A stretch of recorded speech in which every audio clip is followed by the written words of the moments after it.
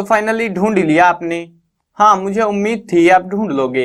आज की इस वीडियो के अंदर मैं आपको बताऊंगा क्लास 10 जियोग्राफी, और इसका हम चैप्टर नंबर 7 कर रहे हैं जिसका नाम है life line of national economy. तो चलो शुरू करते हैं। इंतजार किस चीज का कर रहे हैं हम? तो मैं हूं अजय और आप देख रहे हैं CCL क्लास। एक चीज क्लियर कर देता हूं, इस चैप्टर के नोट्स बना रखे हैं जो कि आपको हमारी ऑफिशियल वेबसाइट पे मिल जाएंगे। वेबसाइट का नाम है cclchapter.com, जिसको आप गूगल में सर्च करके आप वहां तक पहुंच सकते हो, और इस बुक के सारे नोट्स, क्वेश्चन आंसर सब कुछ आपको वहीं पे मिलने वाला है। तो चलो अभी देखते हैं, चैप्टर समझना शुरू करते हैं। और इस बुक की बाकी वीडियोस देखनी है तो प्लेलिस्ट बना रखी है, डिस्क्रिप्शन में उसका लिंक आपको मिल जाएगा। अब चैप्टर का नाम है life lines of national economy. National होता है मतलब हमारे देश का, और जिसको हम नेशन बोलते हैं, नेशनल, ठीक है। इकोनॉमी, इकोनॉमी होती है मतलब अर्थव्यवस्था, और जो आर्थिक स्थिति है, गरीबी अमीरी, कैसा हाल चाल जी रहे हैं हम, तो वो सारी कंडीशन, हमारे जो पास रिसोर्सेज हैं, जो चीजें हम कर रहे हैं, हमारा देश कर रहा है, कैसी कंडीशन है, कैसी लाइफलाइन है, उसके बारे में ये चैप्टर होने वाला आपका पूरा।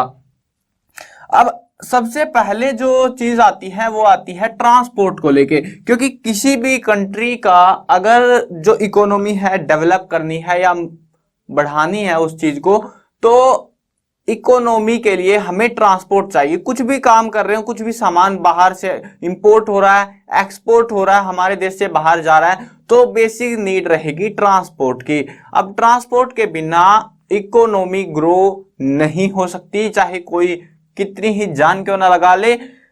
अब ट्रांसपोर्ट का देखते हैं, यहाँ पे मीन्स होते हैं माध्यम, मतलब कैसे, किस तरीके से, कौन कौन से रास्ते हैं हमारे पास में ट्रांसपोर्ट के लिए अभी फिलहाल के टाइम पे। अब पहले नंबर पे आता है लैंड। क्या आता है? लैंड। देखो तीन पार्ट होते हैं, तीन ऑप्शंस हो सकते हैं हमारे पास में, या तो हम जमीन से जाएं, या फिर वाटर पानी से जाएं, या फिर हवा में जाएं। अब हवा की जरूरत यार इतनी तो नहीं पड़नी चाहिए थी, आप भी सोच रहे होगे, लेकिन बताऊंगा कि कहां पे हवा की जरूरत पड़ती है, डेप्थ में होंगे सारे पॉइंट्स। तो अब बारी आ चुकी है लैंड की। अब लैंड के अंदर पहला पॉइंट आता है वो है रोडवेज। क्या आता है? रोडवेज। अब रोडवेज का मतलब क्या हो गया? रोड, सड़कें जो बनी होती हैं वो, उनके माध्यम से व्हीकल जाते हैं, यहां से वहां, वहां से यहां, तो उनके माध्यम से पहुंचे जाते हैं। अब रोडवेज जो है मतलब रोड के ऊपर जो व्हीकल्स चलेंगे उनको जो है हम कई हिस्सों में बांट सकते हैं। ये बेसिक ग्राफ है। अगर आपको ये पूरा ग्राफ, ये जो बना रखा है मैंने, मुझे नहीं पता क्या बोलते हैं इसको, लेकिन अगर आपको ये पूरा समझ में आ गया तो गारंटी है कि आपका ये चैप्टर में एक भी डाउट नहीं बचेगा, और आप अगर रिवीजन करने जाओगे बहुत आसानी से 2 या 3 मिनट में आप इस पूरे चैप्टर को रिवाइज कर सकते हो। अभी देखते हैं रोडवेज के अंदर। रोडवेज के अंदर हमारे जो है कुछ हाईवेज होते हैं। हाईवे होते हैं वो रास्ते जो आपको सड़कों के माध्यम से, देखो रास्ते अलग अलग तरीके के होते हैं, जो सड़कें होती हैं जो उनको हम हाईवेज बोलते हैं, लेकिन हर सड़क को हम हाईवे नहीं बोलते, हर रोड्स को हाईवे नहीं बुलाया जाता। कुछ लिमिटेड होते हैं, कुछ डिस्टेंस मेंटेन करते हैं, उसके बाद में हम उनको हाईवे बुलाएंगे या रोड्स बुलाएंगे, वो मैटर करेगा। अब यहाँ पे पहले नंबर पे जो हमारे पास पॉइंट आ रहा है वो है गोल्डन क्वाड्रिलेटरल सुपर हाईवेज। क्या बात है, नाम देखो आप इसका, गोल्डन मतलब सुनहरे रंग का।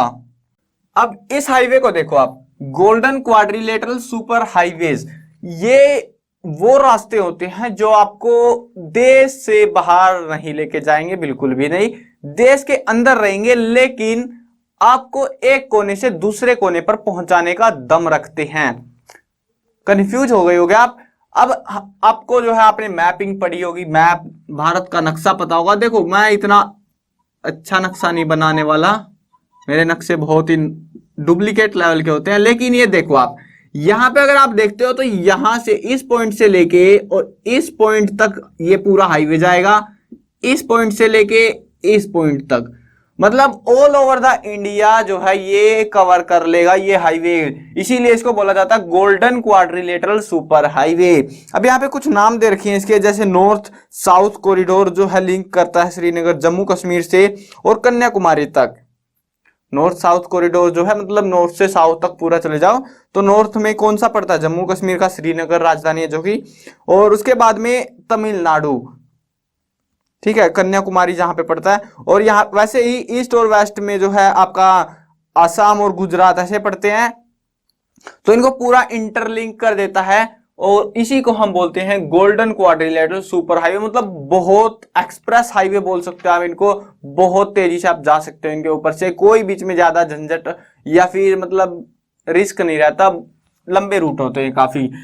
अब उसके बाद में जो नेक्स्ट हाईवे होते हैं वो होते हैं नेशनल हाईवे। कैसे हाईवे, नेशनल हाईवे नहीं लिख रहा मैं बार बार, ठीक है, ऐसे ही समझ जाना, नेशनल हाईवेज। अब नेशनल हाईवे क्या होते हैं, ये वो रास्ते होते हैं जो गोल्डन सुपर क्वाड्रिलेटरल, नहीं सुपर क्या बोलते हैं मैंने, गोल्डन क्वाड्रिलेटरल सुपर हाईवे, इनसे मर्ज होते हैं, इनके साथ जुड़े होते हैं। ये भी काफी लंबे रास्ते होते हैं और सिंपल भाषा में बोले तो एक स्टेट से लेके दूसरे स्टेट तक ये जाते हैं, मतलब लिंक करते हैं एक स्टेट को एक दूसरे के साथ में, उनको हम बोलते हैं नेशनल हाईवेज। उदाहरण के तौर पे यहाँ पे दिखा रखा है, यहाँ पे कुछ हाईवेज है, और जो सबसे मतलब पहले नंबर का हाईवे है वो है हमारा दिल्ली से लेके अमृतसर तक, जिसका नेशनल हाईवे नंबर 1 है।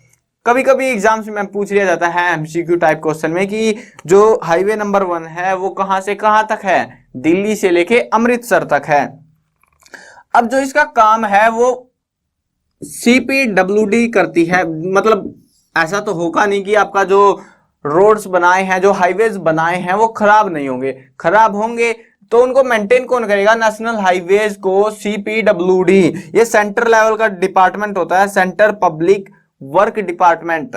देखो ये चीज ध्यान रखना, सी को आगे बाद में आते रहेंगे। PWD का होता है मेन काम, ये PWD छोटी बड़ी होती है, तो PWD का मतलब होता है public works department, public works department. और इसी का जो सेंटर लेवल है, मतलब बड़ा जो हाईएस्ट ब्रांच होती है CPWD, सेंटर लेवल की जो ब्रांच होती है वो नेशनल हाईवेज को मेंटेन करती है, क्योंकि कोई एक स्टेट अपने पे खर्चा नहीं करेगा ऐसे दूसरे स्टेट तक पहुंचाने के लिए, तो वो सेंटर का काम है।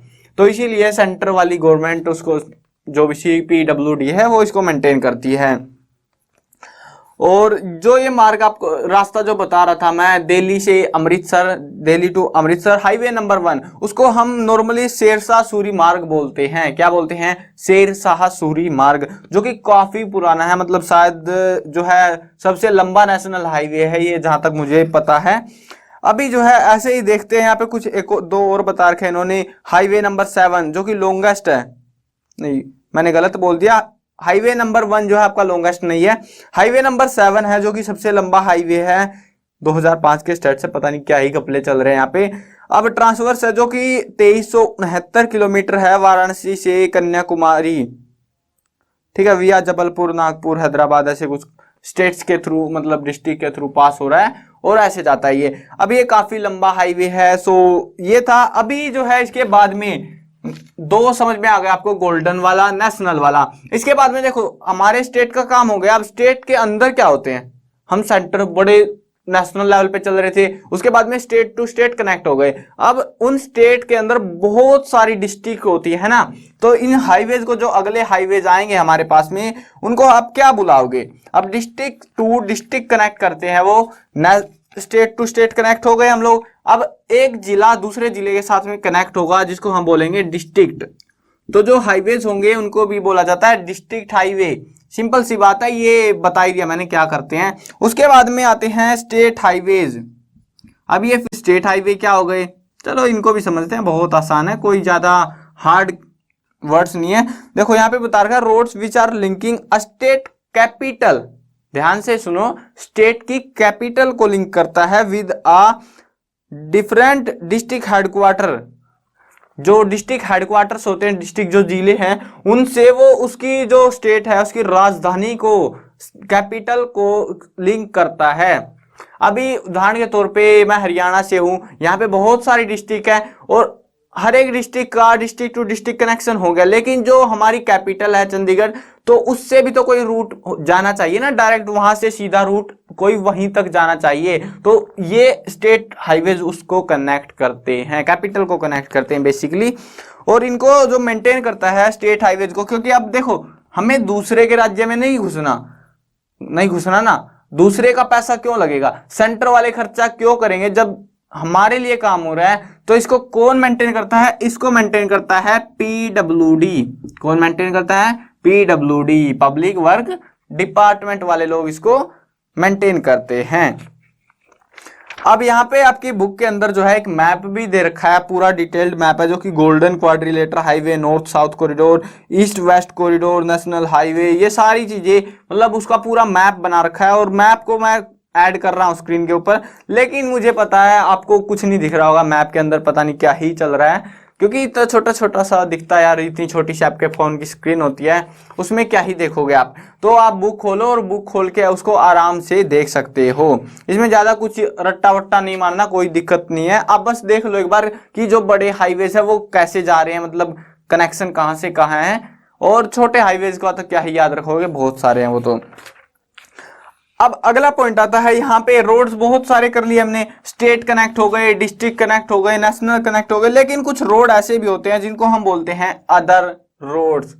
क्या बात है, अदर रोड्स, इनके अलावा जो छूट गए रोड उनको हम अदर रोड्स बोलते हैं। और उन अदर रोड्स का काम क्या होता है, वो मतलब छोटी मोटी लोकेलिटी जो होती है उसको कनेक्ट करते हैं। जैसे किसी गांव तक कोई मतलब सड़क आती है, तो गांव में भी गलियां होती है ना, तो जो वो स्ट्रीट्स होती हैं, गलियां, तो उनको कनेक्ट करते हैं वो रोड्स, पूरा मतलब गांव को या फिर वो, तो उनको हम अदर रोड्स के अंदर काउंट अप करते हैं। लास्ट आता है आपका बॉर्डर रोड्स। इसको मैं लिख नहीं रहा बोर्ड पे क्योंकि फिर बाकी पोर्शन मिटाना पड़ेगा। अगला पॉइंट है बॉर्डर रोड्स। अब ये बॉर्डर रोड्स क्या होते हैं, वो रोड्स जो इंडिया का जो बॉर्डर है ना, बॉर्डर लाइन है जो हमारी, यहां से देखो नीचे तो पानी है, क्या ही कनेक्ट करें। यहां पे देखो ये जो बॉर्डर पड़ता है हमारा, ये वाला पोर्शन, तो इस वाले पे जो रोड्स बनाए जाते हैं ताकि कोई मतलब मिलिट्री वगैरह भेजी जाए, या फिर जो लोग वहां के आसपास रह रहे हैं बॉर्डर के आसपास, तो उनको आने जाने में आसानी रहे, तो उनके लिए भी रोड्स बनाए जाते हैं और उनको बोलते हैं हम बॉर्डर रोड्स। और बाकी में हमने जाना था कि इनको सारों को पीडब्ल्यूडी मेंटेन करता है, एक को सीपीडब्ल्यूडी मेंटेन करता है, और अदर रोड्स को भी अदर रोड्स जो है ज्यादातर प्रधानमंत्री ग्रामीण सड़क योजना के तहत बने हैं।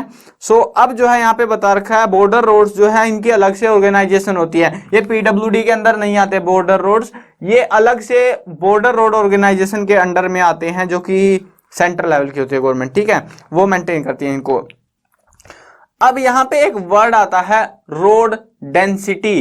क्या वर्ड आता है, डेंसिटी। डेंसिटी होती है घनत्व और रोड होते हैं रोड, तो रोड डेंसिटी एक लिमिटेड एरिया के अंदर कितने ज्यादा रोड्स है। आप सोचोगे, देखो एक बार कंफ्यूज हो गया, आप सोचोगे जैसे डेंसिटी क्या होती है, आप पढ़ते आए हो कि मतलब कितने सारे हैं वहां पे, ये तो बात ठीक है, लेकिन ये लोग बोल रहे हैं रोड डेंसिटी क्या होती है 100 स्क्वायर किलोमीटर के अंदर। कितने के अंदर, 100 स्क्वायर किलोमीटर। 100 स्क्वायर किलोमीटर के अंडर में जितने भी रोड्स आएंगे उनको हम बोलेंगे रोड डेंसिटी। कहीं पे ज्यादा हो सकते हैं, कहीं पे कम हो सकते हैं, तो उसी को हम रोड डेंसिटी बोलते हैं। लेकिन आपके मन में सवाल जरूर उठेगा कि ये रोड डेंसिटी मतलब 100 स्क्वायर किलोमीटर में डेंसिटी मापे कैसे फिर उनको, है ना। तो ऐसा होता है इसके अंदर, जैसे कोई ये मान के चलो ये हमारा 100 किलोमीटर का एरिया है, कुछ 100 स्क्वायर किलोमीटर का, स्क्वायर नहीं बना वैसे, तो यहाँ पे एक रोड ऐसे सजा रहा है, एक ऐसे सजा रहा है, एक ऐसे, ऐसे कनेक्शन होते हैं ना रोड्स के बहुत सारे, तो इनकी लंबाई को गिना जाता है बस, ऐसे कुछ अलग चीजें नहीं गिनी जाती, इसमें लंबाई गिनी जाती है रोड्स की सिर्फ। अब यहाँ पे जो है बता रखा है कि जो जम्मू कश्मीर है वहां पे सिर्फ 10 किलोमीटर की रोड डेंसिटी है। अगर आप उधर केरला साइड में जाते हो, केरल के अंदर, तो वहां पे 375 किलोमीटर की रोड डेंसिटी है, मतलब 10 से 375, बहुत ज्यादा है ना। तो वैसे ही अगर आप नेशनल लेवल पे देखो, मतलब ऑल ओवर इंडिया एवरेज जो है आपकी रोड डेंसिटी कितनी है, वो है 75, 2000 नहीं 1996-97 के हिसाब से। भाई मतलब क्या ही बताऊं आपको, ये बुक इतनी पुरानी है, ये लोग अपडेट नहीं करते बुक को, मुझे नहीं पता क्या मूड है इनका। 2005 में अपडेट की थी और उसके बाद अब तक अपडेट नहीं हुई है, ये मतलब पब्लिश हुई थी उस टाइम पे, उसके बाद इसको अपडेट नहीं किया गया बुक को। और इसके जो स्टैट्स है वो ऐसे ही कैसे पड़े हुए हैं, कोई ध्यान नहीं दे रहा इन स्टैट्स पे। शायद आ जाए आने वाले समय में, क्या पता है कि स्टैट्स को ये अपडेट कर ले, बट अभी के टाइम पे ऐसा कुछ नहीं है। अगर अपडेट होता है तो मैं भी अपडेट कर दूंगा आप लोगों को। अब जो है यहाँ पे 1996-95 जो भी है इनका, उसके हिसाब से 75 किलोमीटर है। लेकिन एक सिंपल सी बात आपको बताऊं ना, कभी भी आपके एग्जाम्स में ऐसे क्वेश्चन देंगे ही नहीं वो लोग जो स्टैट्स के ऊपर डिपेंड करते हैं। जियोग्राफी में आप सोचते हो, और सबसे ज्यादा पंगा यही होता है स्टैट्स को रटने का। कभी भी क्वेश्चन नहीं मिलेगा आपको स्टैट्स को लेके, क्योंकि इनके स्टैट्स पुराने हैं और पुराने और नए स्टैट्स के बीच में कंफ्यूजन होगा, तो इस वजह से ये देते ही नहीं है फिर उनको। अगला पॉइंट आ रहा है, देखो हमने रोडवेज को पढ़ा, बहुत सारे पॉइंट्स पढ़ लिए रोडवेज के अंदर, है ना। अब चलो नेक्स्ट पॉइंट पे, जो कि है रेलवेज। ट्रेन्स, जो ट्रेन्स है ऑल ओवर इंडिया फैली हुई है, और भारत में सबसे ज्यादा जॉब्स भी यही प्रोवाइड कर रही हैं। हालांकि फिलहाल जो है गवर्नमेंट का प्लान है इनको अनगवर्नमेंट कर दिया जाए, मतलब कि पब्लिक सेक्टर है अभी तो फिलहाल ये, मतलब गवर्नमेंट के अंडर में सारा कंट्रोल है इसका, लेकिन जल्द ही इसको प्राइवेट में मतलब बेच देंगे कंपनियों को, और वो अपना प्रॉफिट कमाए, जैसे चलानी है चलाए, तो वो सीन करने वाले हैं। लेकिन फिलहाल के लिए हम जानते हैं रेलवेज, इनके हिसाब से तो अब तक रेलवे लाइन बिछ रही है बुक वालों के हिसाब से। लेकिन आपको बताता हूँ रेलवे जो है काफी मतलब फेमस जो है मीडियम हमारे पास में ट्रांसपोर्ट का मीन्स है, और जरूरी भी है, क्योंकि ये जो है बहुत मतलब ऑल ओवर इंडिया फैला हुआ है रेलवे के ट्रैक्स, और बाहर के देशों में भी, कनेक्टेड कंट्रीज में भी ये फैले हुए हैं जो कि बॉर्डर लाइन से कनेक्टेड है, वहां पे भी ट्रेन जाती हैं लेकिन बहुत लिमिटेड मात्रा में। अब जो है भारत के अंदर बहुत सारी रेल लाइंस है, वहां पे इसका जो ज्यादा यूज होता है वो होता है ट्रांसपोर्टेशन में, और वो भी हैवी लोड ट्रांसपोर्टेशन में। फर्क क्या होता है, कुछ चीजें होती हैं जो घर तक आनी होती है, कुछ चीजें घर तक आनी होती है, मतलब रोड के थ्रू आनी होती है, वो तो मैंडेटरी है। अब किसी गोडाउन से, एक गोडाउन से दूसरे गोडाउन तक जानी है, बहुत मतलब बड़े बड़े होते हैं ना इनके गोडाउन से कंपनियों के, तो अगर वो जाने हैं तो वो ट्रेन की मदद से जाएंगे। और अगर आपको मान के चलो एक छोटा मोटा जो है प्रोडक्ट मंगाना है, कुछ भी आना है, तो वो रोड के माध्यम से आएगा। ऐसा क्यों होता है, क्योंकि रोड के माध्यम से आपके ज्यादा नजदीक पहुंचा जा सकता है एज कंपेयर टू रेलवेज। ठीक है, ये चीज पता होनी चाहिए। और पहली जो ट्रेन है वो 1853 में चली थी। कब चली थी? 1853 में, मुंबई से थाने तक। पता होना चाहिए, जीके का क्वेश्चन है ये, और जीके जो स्टूडेंट्स तैयार करते हैं उनके काम का क्वेश्चन है, पूछा जाता है, कभी भी पूछ लेते हैं कोई भी आके, तो आपको पता होना चाहिए। मुंबई से थाने 1853 में पहली ट्रेन चली थी, जिसने सिर्फ और सिर्फ 34 किलोमीटर का डिस्टेंस ट्रेवल किया था। सारे टेस्टिंग कर रहे होंगे। अब उम्मीद है ये भी चीज समझ में आ गई होगी। अब नेक्स्ट पॉइंट आ रहा है, देखो सबसे बड़ा डिफिकल्ट पॉइंट आपको कौन सा लगा? रोडवेज का, क्योंकि भाई रोड जरूरी है और उनके बारे में आपको पता भी होना चाहिए। अब रेलवे का क्या पता करके कर लोगे आप? ट्रैक है बिछे हुए हैं, आप प्लेटफॉर्म पे जाओ, टिकट कटवाओ, जहां जाना है वहां पहुंच जाओ। ऐसे तो है नहीं कि आपके घर तक छोड़ने आएगी ट्रेन आपको।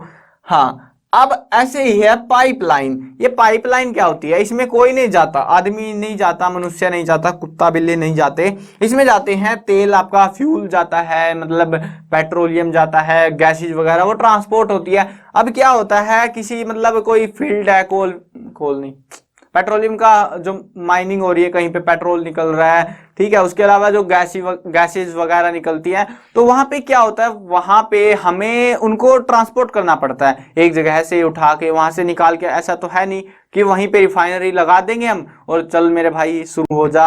अब ऐसे नहीं होता, क्योंकि वहां पे ब्लास्ट जो मतलब आग वगैरह लग जाए, कुछ भी पंगा हो जाए, तो पूरी धरती हिल जाएगी। तो इस वजह से उनको दूर लगाया जाता है। और दूर में क्या होता है, अगर आप आपने ट्रक वगैरह देखे होंगे जिनमें फ्यूल को जो है भर के पूरा और ले जाया जाता है, लेकिन वो ज्यादा कॉस्टली पड़ते हैं और ज्यादा खर्चा आता है, मेंटेनेंस ज्यादा होती है उनकी। जबकि अगर आप पाइपलाइन के थ्रू लेके जाते हैं उनको, तो एक बार पाइपलाइन में खर्चा आएगा, क्योंकि पाइप्स बिछनी है, पाइपलाइन में खर्चा आएगा, और उसके बाद में आपको ज्यादा मेंटेनेंस कॉस्ट नहीं देनी पड़ती। इस वजह से पाइपलाइंस भी एक अच्छा मीडियम है, और इसकी मदद से बहुत दूर दूर तक, आपको क्या लगता होगा कहां तक जा सकती है ये pipeline? 1 kilometre, 2 kilometre, 3 kilometre, 10 kilometre, सोच रहे होगे आप कितनी दूर तक जा सकती हैं। तो आपको बता देते हैं हम कि शायद असम से या पता नहीं कहां से, काफी दूर है, मतलब यहाँ से यूपी, मतलब पूरा उत्तर प्रदेश को आप कवर कर लो, इतनी लंबा जो डिस्टेंस है, वहां से जो है पानीपत तक रिफाइनरी के अंदर पेट्रोलियम आया हुआ है। तो अब वो इतनी लंबी पाइपलाइन बिछाई गई है, अगर उसको कहीं पे डैमेज होता है तो पूरा पेट्रोलियम रास्ते में ही लीक होना शुरू हो जाता है। लेकिन उसको मेंटेन किया जाता है बार बार, मतलब चेकअप होते रहते हैं, कहीं डैमेज ना हो जाए, पूरी सिक्योरिटी रहती है उसकी। अब जो है ये ऐसे ही पाइपलाइन बिछी हुई है दूर दूर तक, और ऐसे इलाकों में लगी हुई है इनके जो भी मतलब फ्यूल की रिफाइनिंग या फिर जो भी गैसेज की रिफाइनिंग है वो काफी दूर दूर लगी हुई है, और ऐसे इलाकों में है जहां पर पहुंचना, ऐसे घुमाना ट्रकों को थोड़ा मुश्किल पड़ता है। अब रेलवे का एक और सबसे बड़ा दिक्कत क्या थी, देखो रोडवेज को हम रोड्स के थ्रू जा सकते थे, ठीक है मानी आपकी बात, रेलवेज में ट्रेन के थ्रू जा सकते हैं, मानी आपकी बात, पाइपलाइंस में तो हम जा ही नहीं सकते, उसमें तो बस वही जाएगा जो जाना है। अब ये दो मीडियम थे हमारे पास में, रोडवे रेलवे, लेकिन क्या करें, अब पानी के मतलब दूसरे देश में जाना है और वो देश रास्ते में बीच में पानी आ गया पानी। अब ना तो वहां पे पानी में ट्रेन चलेगी, ना वहां पे सड़कें बनेंगी, रोड्स बनेंगे, तो ये दोनों मीडियम हमारे वहां पे फेल हो जाते हैं, और हमें जरूरत पड़ी एक नए मीडियम की ट्रांसपोर्ट के, और जिसका नाम है वाटर ट्रांसपोर्ट। अब वाटर ट्रांसपोर्ट भी दो तरीके का होता है, एक इनलैंड एक ओवरसीज।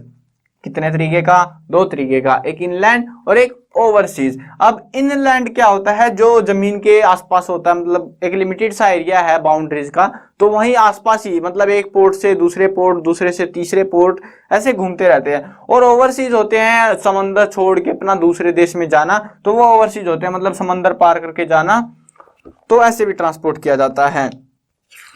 अब इसके अंदर जो है आप देखोगे तो यहाँ पे कुछ सी पोर्ट्स बता रखे हैं, काफी सारे हैं सी पोर्ट्स आपके। सो देखते हैं एक एक करके सारे सी पोर्ट्स को। तो हमारे पास जो सी पोर्ट्स है वो काफी सारे हैं, और अभी देखते हैं कुछ सी पोर्ट्स को। तो उससे पहले देखो यहाँ पे बता रखा है कि जो वाटर लाइन्स है वो गंगा में इलाहाबाद, हल्दिया, तो ऐसे हाईवे मतलब नदियों के थ्रू जो ट्रांसपोर्टेशन होती है उसको हम इनलैंड ट्रांसपोर्टेशन बोलते हैं। बट जो ओवरसीज है उसमें बहुत सारे पोर्ट्स होते हैं, और जो ये पोर्ट्स हैं वो हमारे कोस्टल लाइन के आसपास पड़ते हैं, जो कि हमारी 7516 किलोमीटर की है। कितने की है, 7516 किलोमीटर, इतनी लंबी है हमारी जो कोस्टल लाइन है, यानी समुद्र का जो किनारा है वो इतना लंबा है, और इसी के ऊपर सारे जो सी पोर्ट्स हैं वो बसे हुए हैं। अब यहाँ पे बता रखा है कुछ पोर्ट्स, वैसे आप मैप को खोल के देख लेना, मैप में सारों की पोजीशन दे रखे हैं सही से, और आप इजीली याद कर सकते हो। ट्रिक व्रिक बतानी है तो आप कमेंट करके बता देना मेरे को कि हाँ सर ट्रिक हमें बता दो, बट फिलहाल के लिए मैं कुछ बता देता हूँ इनके बारे में। कांडला, ठीक है, ये एक पोर्ट है जो कि गुजरात में पड़ता है। अब स्टेट्स का पता होना चाहिए आपको, एटलीस्ट 10th में आ गए हो आप, स्टेट्स का पता होना चाहिए, गुजरात में है।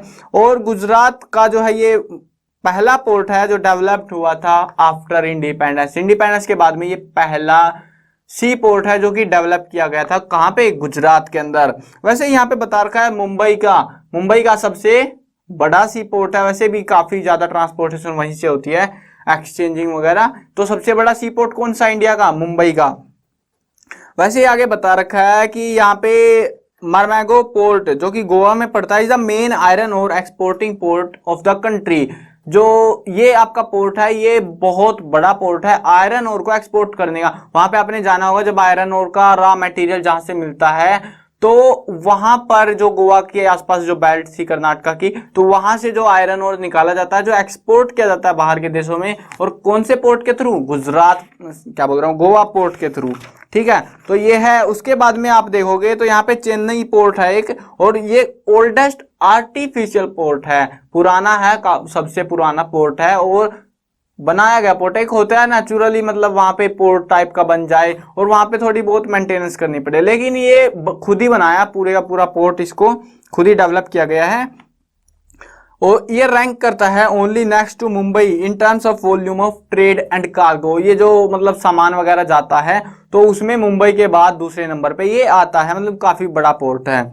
वैसे बता रखा है Visakhapatnam is a deepest landlocked and well protected port, जो कि विशाखापट्टनम का जो पोर्ट है वो कि वहां पे गहराई वाला, अच्छा मतलब जो बड़ी बड़ी नाव आती है गहरी, तो उनके लिए सबसे बेस्ट पोर्ट है वो। तो ये था आपके कुछ पोर्ट्स, और भी बहुत सारे पोर्ट है, कलकत्ता पोर्ट हो गया आपका, हल्दिया प्रादीप पोर्ट, मतलब बहुत सारे हैं वैसे, लेकिन मेन के मैंने बता दिए हैं कि उनके बारे में कुछ लॉजिक सा था। और यहाँ पे जो है आपके जो उसके बाद में यहाँ पे बता रखा है एयरपोर्ट्स के बारे में, एयरवेज के बारे में। और जो एयरवेज है, देखो हमें अब पानी में जाना चल गया, हमें क्या करना था, हमारे पास टाइम नहीं था, जहाज बहुत स्लो जा रहे थे, हमें जल्दी में कुछ चीज पहुंचानी थी, तो हमें जरूरत पड़ी हवा में उड़ने की, लेकिन हवा में तो उड़ गए, मानिए आपकी बात, हवा में हम लोग उड़ गए, लेकिन कुछ इलाके ऐसे थे जहां ना पानी था, ना रोड था, ना रेलवे थी, जैसे पहाड़ी इलाका हो गया बिल्कुल ही, तो वहां पे अगर जाना पड़े तो वहां पे एयर के अलावा कोई जा ही नहीं सकता। हिमालयस के कुछ इलाके ऐसे हैं भारत के अंदर जहां पे हेलीकॉप्टर की मदद से जाया जाता है और कोई रास्ता नहीं है वहां तक जाने का, तो इसीलिए हमें एयरपोर्ट मतलब एयर की जरूरत पड़ी। अब हवा में उड़ने की जरूरत पड़ी तो हमें हेलीकॉप्टर्स चाहिए, प्लेन्स चाहिए। तो वैसे ही बता रखा है यहाँ पे एयरपोर्ट्स होते हैं बहुत सारे, जो जहां से जहाज उड़ते हैं दूसरे देशों के लिए, जो इंटरनेशनल एयरलाइंस होती है। तो जो बड़ी बड़ी इंटरनेशनल एयरलाइंस हैं वो आपकी अमृतसर में है, दिल्ली में है, हैदराबाद, बॉम्बे और यहाँ पे त्रिवंतरमपुरम, तो कुछ ऐसे इलाके हैं कोलकाता में। तो बड़ी बड़ी जो इंटरनेशनल कहीं की भी फ्लाइट आप यहाँ से ले सकते हो, जिसको हम बोलते हैं इंटरनेशनल एयरलाइंस। एयरलाइंस मैंने लिखा नहीं है, स्पेस नहीं बचा था, बाकी इजी है, एयरलाइंस तो पता ही रहता है यार, जहाज है आपको, आपने देखे ये चीजें 10th में आ गए आप, इंटरनेशनल एयरलाइंस। अब जो है अगला पॉइंट आ रहा है हमारे पास में, वो है डोमेस्टिक। डोमेस्टिक होता है खुद के पर्पस के लिए, हम बाहर के देशों में नहीं जा रहे, खुद के देश में रुके हुए हैं। और यहाँ पे दो प्रकार के होते हैं, पब्लिक और प्राइवेट। कुछ इंसान जो है अपने खुद का जहाज, जैसे आपने फिल्म देखी होगी आयरन मैन की, तो उसमें टोनी स्टार का खुद का जहाज था, तो उसको हम प्राइवेट प्लेन्स बोलते हैं। अब पब्लिक प्लेन्स क्या होते हैं, जैसे हम अपने स्टेट से उड़ के दूसरे स्टेट में जा रहे हैं, आसपास के इलाके में, या फिर भारत के एक इलाके से उड़ के दूसरे इलाके में जा रहे हैं, तो उनको हम बोलते हैं पब्लिक, लेकिन डोमेस्टिक एयरलाइंस होती है वो। अब ये हो गया। अब हमें जो है ये सारी चीजें हमने सीख ली, लेकिन हमें जरूरत पड़ी कम्युनिकेशन की, बात करने की, जैसे मैं अभी आपके साथ कम्युनिकेट कर रहा हूं, लेकिन ऐसे कम्युनिकेट नहीं करेंगे हम लोग, हम थोड़ा स्टाइलिश कम्युनिकेट करेंगे। हमें फोन चाहिए थे, और इन बुक वालों के हिसाब से मैंने आपको बताया था क्या सीन चल रहा है, लेकिन बुक वालों के हिसाब से अब तक इनके एसटीडी बूथ नहीं लगे, एसटीडी नहीं लगे अभी तक इनके, लेकिन हमारे पास भाई 4G है, आप टेंशन मत लो, इनके एसटीडी लगते रहेंगे जब लगवाने होंगे। करंटली कम्युनिकेशन का जो जरिया है वो आपका रेडियो नहीं रहा, अब नहीं रहा, वो पहले था, अब नहीं रहा। अब जो आपके मेनली न्यूज़पेपर है, और सबसे बड़ा जो जरिया है वो आपका इंटरनेट है, मोबाइल फोन है। उसके अलावा बुक्स वगैरह की मदद से भी जो है मतलब कम्युनिकेशन की जाती है, जो मीन्स है शेयरिंग आइडियाज के, तो वो किए जाते हैं। यहाँ पे ज्यादा कुछ बताने को है नहीं, आपको वैसे भी पता है कम्युनिकेशन के अंदर क्या चीजें ऐड अप होती है, मोबाइल को कैसे मतलब क्या पर्पस में यूज किया जाता है वो पता है आपको। अब अगला आता है इंटरनेशनल ट्रेड। हम जो है अपना सामान बाहर के देशों में भेजते हैं, कोई सामान है मतलब हर देश को जरूरत पड़ती है, कोई इंपोर्ट करता है, कोई एक्सपोर्ट करता है। इंपोर्ट होता है अपने देश में सामान मंगाना, और एक्सपोर्ट होता है अपने देश से सामान दूसरे देश को भेज देना। अब किसी के पास किसी चीज की ज्यादा है, कुछ चीजें कम है, जिसके पास जो कम है वो इंपोर्ट कर लेता है दूसरे देशों से, और जो उसके पास ज्यादा है वो दूसरे देशों को उस चीज को एक्सपोर्ट कर देता है। ऐसे चलता रहता है पूरा मार्केट, और इसी को हम बोलते हैं इंटरनेशनल ट्रेड। और आजकल जो है इंटरनेशनल ट्रेड भी बहुत ज्यादा बढ़ गया है, लेकिन अभी करंट के हिसाब से बता रहा हूं मैं, इनकी बुक वालों के हिसाब से नहीं।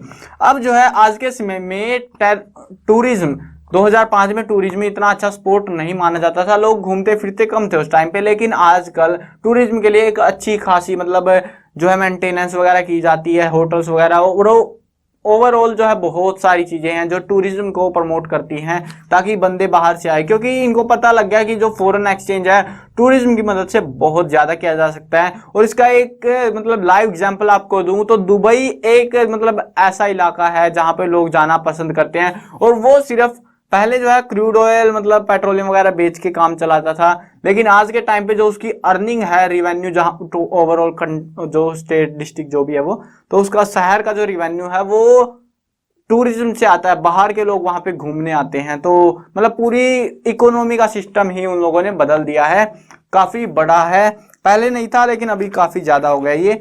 तो ये थे आपके इस वीडियो में, खत्म हो गई है वीडियो, चैप्टर भी खत्म हो गया है, बहुत ही आसान सा चैप्टर था। उम्मीद है ये आप समझ गए होंगे सारी चीजें। आप अगर ये पूरा ओवरऑल अगर आप देखोगे ना, इनलैंड पता होना चाहिए, इनलैंड क्या होता है, ओवरसी क्या होता है, डोमेस्टिक क्या होता है, पब्लिक क्या होता है, प्राइवेट क्या होता है, ऐसे आप इजीली याद कर सकते हो। कुछ ज्यादा हार्ड चीज नहीं है इस चैप्टर के अंदर, और मुझे लगता है क्वेश्चन भी ज्यादा नहीं पूछते इस चैप्टर से। बाकी मैं क्वेश्चन आंसर करवा दूंगा इसके, जो कि आपको प्लेलिस्ट में मिल जाएंगे, डिस्क्रिप्शन में उसका लिंक आप चेक कर लेना। मैं कवर करने वाला हूं क्लास 8, 9, 10, 11 और 12th क्लास की सभी सब्जेक्ट्स की videos, Hindi medium English medium दोनों में होने वाली है। तो यार इंतजार किस चीज का कर रहे हो, इस तरफ में सब्सक्राइब का बटन है, सब्सक्राइब कर लो, साथ में घंटी आएगी उसको दबा देना ताकि कोई भी अपडेट आपसे छूटने ना पाए।